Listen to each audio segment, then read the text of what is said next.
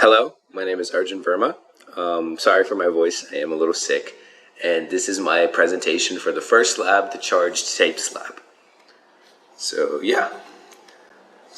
getting into the introduction and the purpose of the experiment. So what we're going to be doing is utilizing tapes that gain a charge to explore the electric force and how it works in our environment. So it's kind of like the tape on the right. We'd be laying this out and seeing how much higher another piece of tape floats on top of it.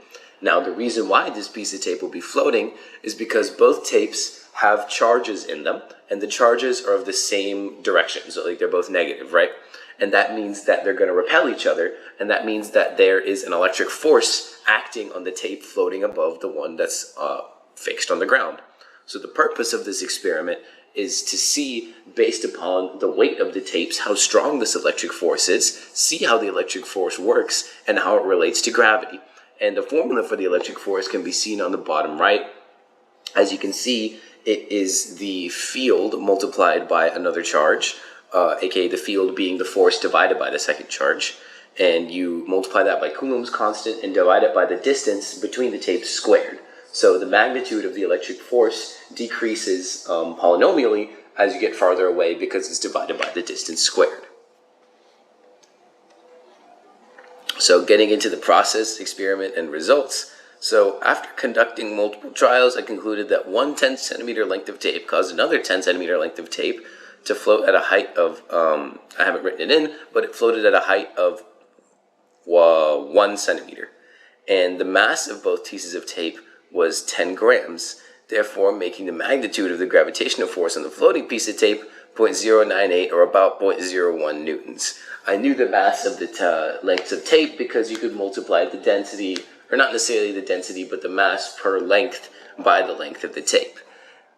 Therefore, we know that since it's floating, the floating piece of tape is in equilibrium because gravity is no longer acting on it and the electric force is driving it upwards. So the magnitude of the electric force on the floating tape was also 0.098. And I'm going to go into the assumptions I had to make to let myself make this conclusion later on, because I did have to make a lot of assumptions in order for that to be true. And yeah, I found that it floated on average at a height of 1 centimeter.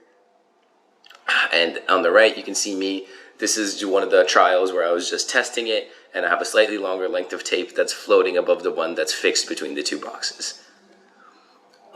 So yeah, after I'd done the experiment and collected my results, I needed to determine what the charge on each piece of tape was. And I was able to do this through a point charge modeling and GlowScript. So using GlowScript and the values I calculated for my experiment, I was able to create a physics model to mimic my experiment and calculate the point charges of the tapes.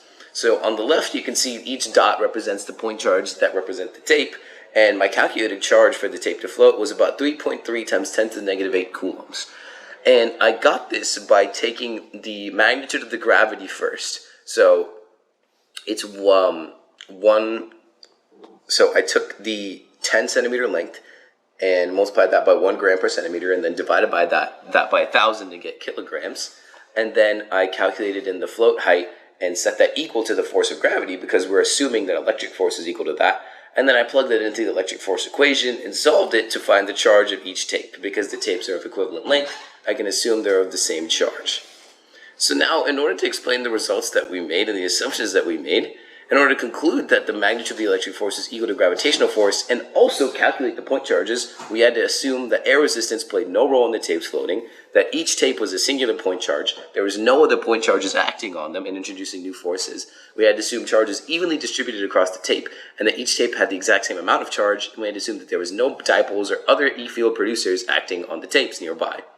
Now, kind of going into exploring the results, electrons versus protons. If electrons had positive charge and protons had negative charge, nothing would really change at all because that's just labels we give them. What matters is that opposites attract and similarities repel. Only things that would change about my observation is that the sign on my calculated point charge would flip.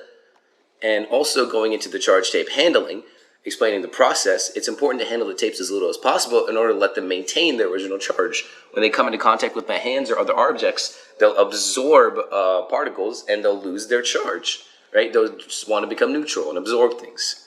So in conclusion, we explored how the electric force works in real life through a floating tape experiment, and I had a lot of fun learning about it and seeing how something that we could calculate in lab could reflect itself in reality. Thank you so much.